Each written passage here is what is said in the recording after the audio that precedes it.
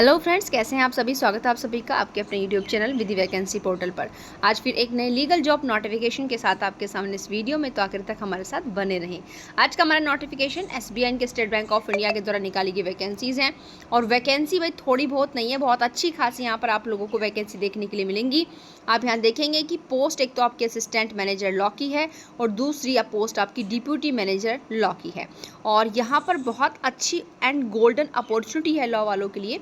अभी यहाँ नीचे काफ़ी चीज़ें हैं, वहाँ से आप लोग को बताएंगे कि पूरा का पूरा जो आपका वेरिफिकेशन क्लासिफिकेशन दिया हुआ है, नीचे से दिया हुआ है, ये देखिए details of post grade vacancy age, सब कुछ यहाँ पर दिया हुआ है इस कॉलम के अंदर। आप पहली वैकेंसी असिस्टेंट मैनेजर लॉ के लिए रेगुलर है, सारी वैकेंसी है। और यहाँ पर आप देखेंगे इसमें टोटल वैकेंसी 20, यानी कि असिस्टेंट मैनेजर के लिए टोटल वैकेंसी आपकी 20 है। और यहाँ पर आप देखेंगे डिप्यूटी मैनेजर में आपकी रेगुलर की भी है और बैकलॉग की भी है। रेगुलर की 27 है और बैकलॉग की 2 है। तो इस तरीके से टोटल 49 वैकेंसीज आपकी यहाँ पर आई हुई हैं। अगर हम यहाँ पर एज की बात करें तो देखिए एज आपकी मिनिमम 25 है दोनों के अंदर, लेकिन अगर हम असिस्टेंट मैनेजर लॉ की बात करें तो 32 आपकी मैक्सिमम है और डिप्यूटी मैनेजर के लिए आपकी 35 लास्ट रहने वाली है। तो इस तरीके से 49 वैकेंसीज हैं दोनों फील्ड में। बहुत अच्छा अवसर यहाँ पर आप लोगों के लिए है, क्योंकि आप लोग जानते हैं कि इस तरीके से सारी पोस्ट एसबीआई के अंदर और बहुत, अगर हम नीचे अभी आपको एलिजिबिलिटी क्राइटेरिया बताएंगे तो वहाँ आप देखेंगे कि बहुत मिनिमम एलिजिबिलिटी क्राइटेरिया यहाँ पर आप लोगों से मांगा गया है। ये है जो है एज रिलैक्सेशन है। अगर आप ओबीसी से हैं, वो भी नॉन क्रीमी लेयर, तो 3 साल का मिलेगा। अगर आप SC/ST से हैं तो 5 साल का। और उसके अलावा अगर आप PWBD से हैं, कोई भी यहाँ पर कैटेगरी बांटी, अगर आप PWBD अनरिजर्व या EWS से हैं तो 10 साल, OBC से हैं तो 13 साल, SC/ST से हैं तो 15 साल। तो ये एक्स सर्विसमैन वगैरह के लिए यहाँ पर 5 साल का दिया हुआ है। उसके अलावा नीचे आते हैं बाकी चीज़ों पर, जो एलिजिबिलिटी क्राइटेरिया पर आते हैं आप, ठीक है, कि क्या क्या चाहिएगा। देखिए ये पहला असिस्टेंट मैनेजर के लिए है। यहाँ पर एज ऊपर ही हमने बता दी थी कि मिनिमम 25 ईयर्स और मैक्सिमम 32 ईयर्स है। अब यहाँ पर बेसिक क्वालिफिकेशन क्या होनी चाहिए, देखिए आपके पास graduate with a degree in law और a law graduate from a recognised university, यानी कि बस लॉ की डिग्री होनी चाहिए। लेकिन जिनके पास 5 ईयर वाले होंगे उनको ज़्यादा प्रेफरेंस दी जाएगी। मतलब आप लोगों ने फॉर्म फिल किया, अब उसमें एक तो 3 ईयर वाले होंगे, 5 ईयर वाले होंगे, तो प्रीफरेंस किनको ज़्यादा दी जाएगी, जिनके पास 5 साल वाली है।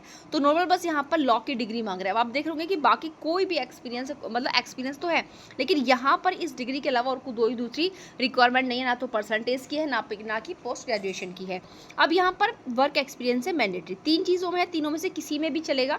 जैसे ज़्यादा नहीं है, law graduate who have enrol as advocate with bar council and have 2 years of experience as practicing advocate, यानी कि आप एडवोकेट के रूप में एनरोलमेंट होने चाहिए और आपके पास बार में काम करने का 2 साल का अनुभव हो, पहली कंडीशन या तो ये हो, या फिर आपके पास लॉ ऑफिसर के रूप में किसी भी लीगल डिपार्टमेंट में काम करने का 2 साल का अनुभव हो। ये वाला नहीं है तो ये वाला होना चाहिए, या फिर आपके पास 2 साल का कंबाइंड एक्सपीरियंस होना चाहिए प्रैक्टिसिंग एडवोकेट, या फिर कंबाइंड लॉ ऑफिसर, माना 1 साल तो आपने एडवोकेसी की रजिस्ट्रेशन के बाद और 1 साल आपने लॉ ऑफिसर के अंतर्गत काम किया है किसी भी लीगल डिपार्टमेंट या शेड्यूल कमर्शियल बैंक के अंदर।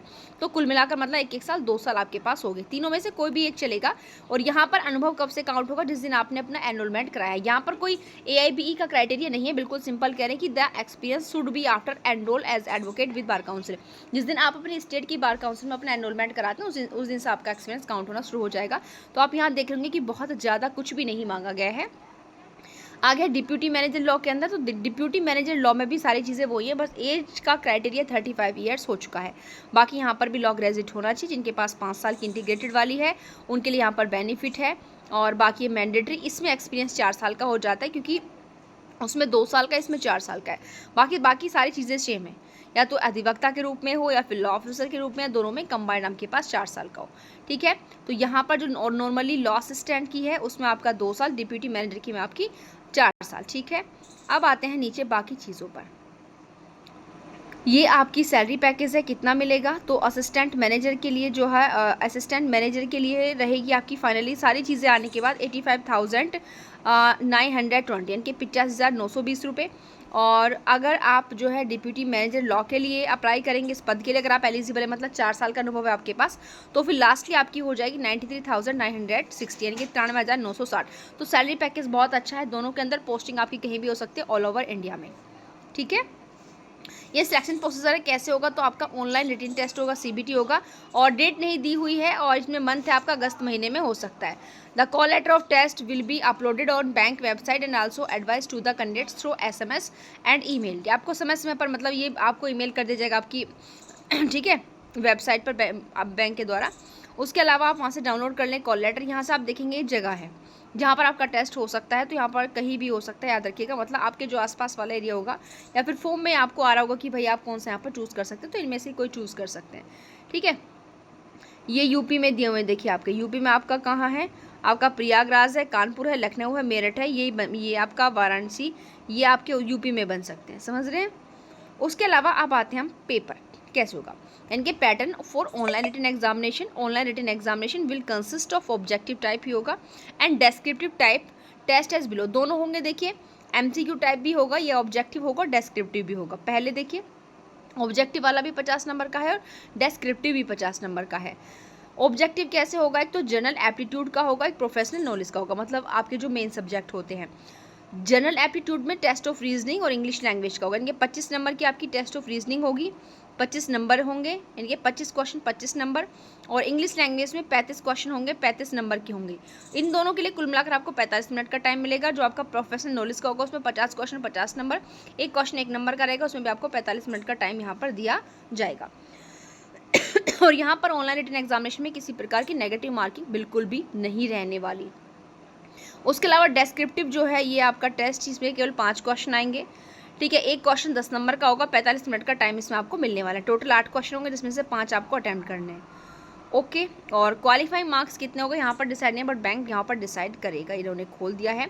अब candidate need to qualify in both the objective test and descriptive test individually. Merit list for online written test will be prepared based on total score in objective test descriptive test put together. एक साथ दोनों को total score किया जाएगा, याद रखिएगा। अगर आप इनमें क्वालिफाई हो जाते हैं तो उसके पश्चात आपका वेटेज इंटरव्यू का रहेगा। रिटन टेस्ट का वेटेज देखिए 70% रहेगा जो रिटन वाला हुआ था, और बाकी इंटरव्यू का 30% रहेगा। तो 70-30% का वेटेज यहाँ पर रहने वाला है। ये वेट लिस्ट है। फिर उसके बाद ये सारी चीज़ें अब उसके बाद क्योंकि जब आप एग्ज़ाम दे देंगे तब से बाद की सारी चीज़ें हैं, क्योंकि देखिए किसी भी नोटिफिकेशन के अंदर सारी चीज़ें उनको देनी पड़ती हैं। आपने देखा होगा बाद में किसी भी वैकेंसी से पहले वैकेंसी के बाद में काफ़ी ऑब्जेक्शन फाइल होते हैं, तो फिर नोटिफिकेशन के अकॉर्डिंग ही चीज़ें निकल करके आती हैं कि भाई ये दिया हुआ था, ये दिया हुआ था। इसलिए लेकर के एग्जामिनेशन फॉर्म फिल करने की डेट से सिलेक्शन की बाद तक की सारी चीज़ों को, और आफ्टर यहाँ पर कि जब आप सिलेक्ट हो जाएंगे तो क्या होगा, सारी चीज़ों को यहाँ पर जो है दिया जाता है। ठीक है, इसमें शायद सिलेबस भी था अकॉर्डिंग टू लॉ, कौन कौन से सब्जेक्ट को आपको कंसिस्ट करना है। मुझे लग रहा है कि ऊपर ही मुझसे भाई कहीं छूट गया, एक बार रीचेक कर लेते हैं, क्योंकि दिया हुआ था इसमें सिलेबस भी कि कहाँ है, क्या है, कैसे है। तो रुकिए, बस एक बार सर्च कर रहे हैं ताकि आप लोगों से कोई भी इम्पोर्टेंट चीज़ें ना छूटे। सारा का सारा प्रोसीजर है फॉर्म फिल करने का, ऊपर ही कहीं दिया हुआ होगा। ठीक है, आ रहे हैं बस हम लोग। ओके, ये रहा, यहाँ पर हम छोड़ गए थे, इंडिकेटिव सिलेबस लिख रहा था भाई, यहीं पे पढ़ के गए और यहीं पे नीचे चले गए, सिलेबस नहीं देखा। यहाँ पर नीचे सिलेबस है, fundamental concept, issue and current development in the field of constitutional law, administrative law, financial sector law, procedural law, new labour codes, principles of statutory interpretation and legal drafting ETC। तो ये चीज़ें आपको law के according यहाँ से तैयार करनी है। तो भाई अब इसके लिए इतना ही, जो भी महत्वपूर्ण चीज़ें थी मैंने आपको बता दी हैं। तो अब आप लोग ना इसमें बहुत ज़्यादा वक्त ना लगाएं, बहुत फटाफट इस फॉर्म को आप लोग फिल करें। और यहाँ पर क्योंकि बहुत अच्छी वैकेंसीज़ मैं कहूँगी, क्योंकि आप लोग भी जानते हैं कि लॉ के फील्ड में जो वैकेंसीज़ आती हैं किस तरीके की आती हैं, कैसे आती हैं, वो हम सब लोग भली भांति इस चीज़ को जानते हैं। तो अब आप लोग टाइमली फॉर्म को फिल कर दें, और बाकी इसमें जो भी सब्जेक्ट्स दिए हुए हैं उनके अकॉर्डिंग आप अपनी तैयारी स्टार्ट करते हैं। तो आज के लिए इतना ही, मिलते हैं नेक्स्ट वीडियो में। Thank you, bye bye.